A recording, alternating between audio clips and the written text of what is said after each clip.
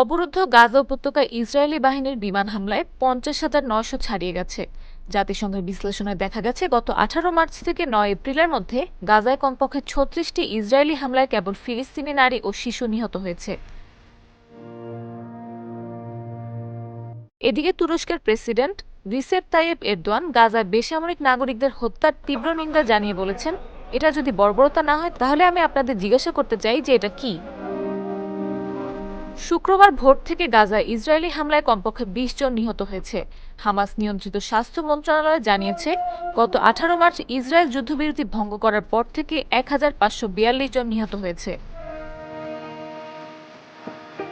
এক বিবৃতিতে জানানো হয়েছে যে গাজায় ইসরায়েলের বোমা হামলায় কমপক্ষে ৫০,৯১২ জন ফিলিস্তিনি নিহত এবং আরও ১,১৫,৯৮১ জন আহত হয়েছে। তবে এই উপত্যকার সরকারি মিডিয়া অফিস জানিয়েছে, মোট নিহতের সংখ্যা বেড়ে ৬১,৭০০ জনে দাঁড়িয়েছে। ধ্বংসস্তূপের মধ্যে যারা চাপা পড়েছেন আশঙ্কা করা হচ্ছে তারাও মারা গেছেন।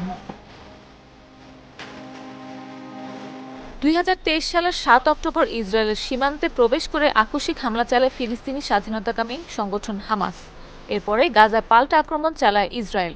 সে সময় থেকে এখন পর্যন্ত গাজায় রীতিমতো ধ্বংসযজ্ঞ চালাচ্ছে ইসরায়েলি বাহিনী। বিশ্ব স্বাস্থ্য সংস্থার প্রধান তেদ্রোস আধানম ঘেব্রেয়েসুস গাজার ইসরায়েলের ত্রাণ অবরোধের কারণে আরও রোগ ও মৃত্যুর আশঙ্কা প্রকাশ করেছেন।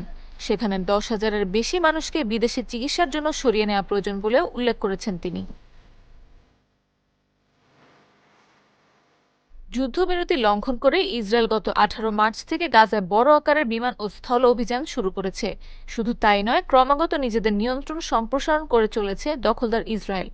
এখন পর্যন্ত ওই উপত্যকার ৫০% অংশ দখলে নিয়েছে ইসরায়েলের সামরিক বাহিনী।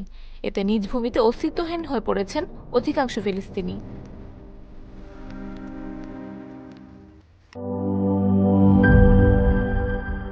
Enjoy the life, চলো উড়াই খুশি তুলে নিয়ে হাতে। Cheer up, oh oh, cheer up, oh oh, cheer up, oh oh, cheer up. চিল হবে রিফ্রেশিং মুডে।